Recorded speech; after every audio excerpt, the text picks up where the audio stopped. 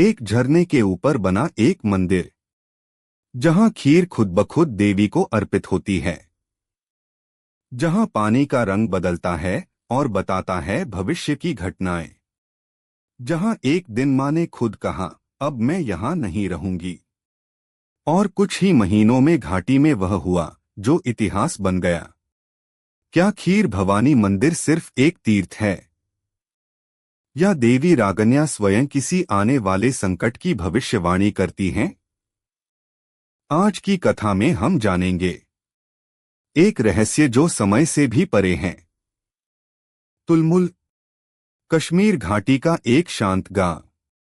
पेड़ों की छाव, ठंडी हवाएं और झील का पानी।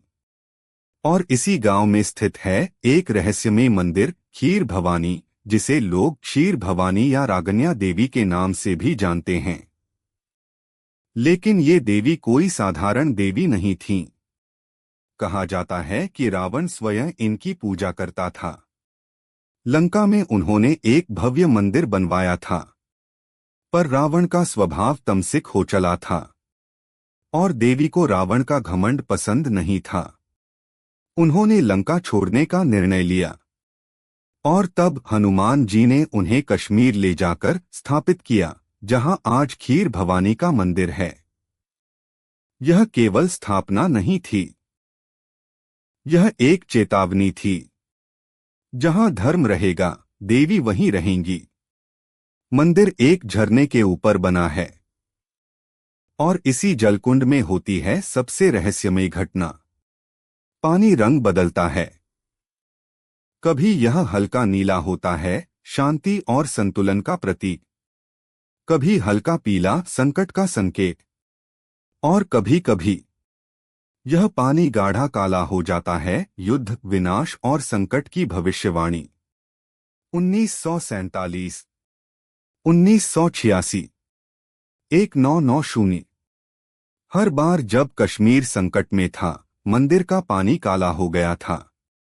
1990 के जनसंहार से कुछ ही दिन पहले पानी का रंग इतना गाढ़ा काला हो गया था कि वहां मौजूद साधुओं की रूह कांप गई थी।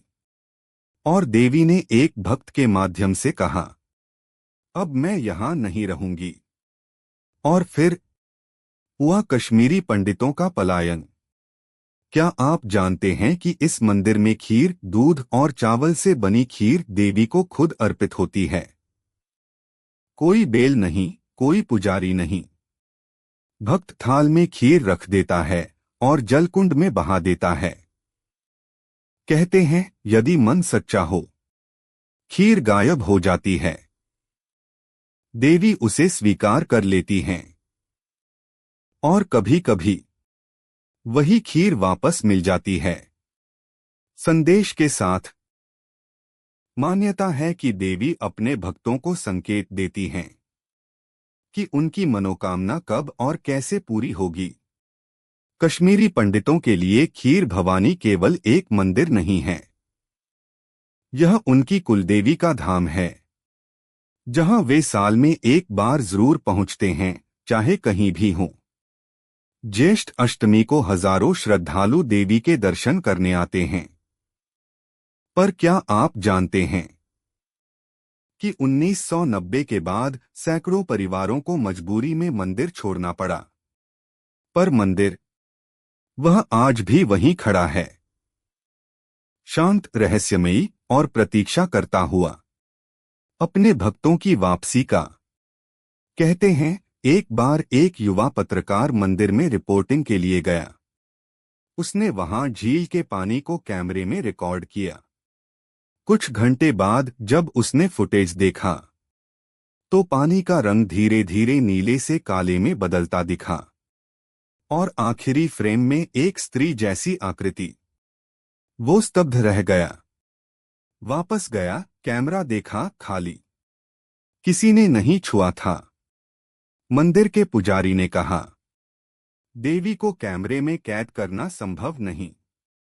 अगर वह दिख गई तो समझो तुम्हें चुना गया है। आज वह पत्रकार देश का एक बड़ा आध्यात्मिक लेखक है और उसकी पहली किताब थी, मैंने देवी को देखा। खीर भवानी मंदिर सिर्फ पूजा का स्थल नहीं, यह एक जागृत चेतना है। आज जब हम धर्म को जाति, विवाद और सत्ता से जोड़ रहे हैं, तो शायद हमें खीर भवानी की याद जरूरी है, जहां एक देवी बार बार संकेत देती हैं कि जब जब धर्म संकट में होगा, मैं चेतावनी दूंगी। क्या हम समझ पा रहे हैं उन संकेतों को, या फिर हम उन्हें अनदेखा कर रहे हैं जैसे रावण ने किया था? खीर भवानी केवल मंदिर नहीं, यह एक चेतावनी, एक शक्ति और एक करुणा है। जो लोग कहते हैं देवी कौन होती हैं, भविष्य बताने वाली, उन्हें याद रखना चाहिए कि समय भी उसी का होता है जो समय से पहले देख लेता है। आज जब हम भागदौड़ में भटक रहे हैं, देवी रागन्या का मंदिर हमें एक ही बात याद दिलाता है, श्रद्धा करो लेकिन आंखें खोलकर, पूजा करो लेकिन दिल से, और धर्म निभाओ लेकिन बिना दिखावे के। अगर आपको यह रहस्यमयी कथा प्रेरणादायक लगी हो, तो इसे अपने दोस्तों, परिवार और उन सब लोगों तक पहुंचाएं जो धर्म को समझना चाहते हैं, केवल निभाना नहीं। चैनल को सब्सक्राइब करें ताकि अगली कथा जब आए तो आप सबसे पहले सुनें। जय माता रागन्या, जय खीर भवानी।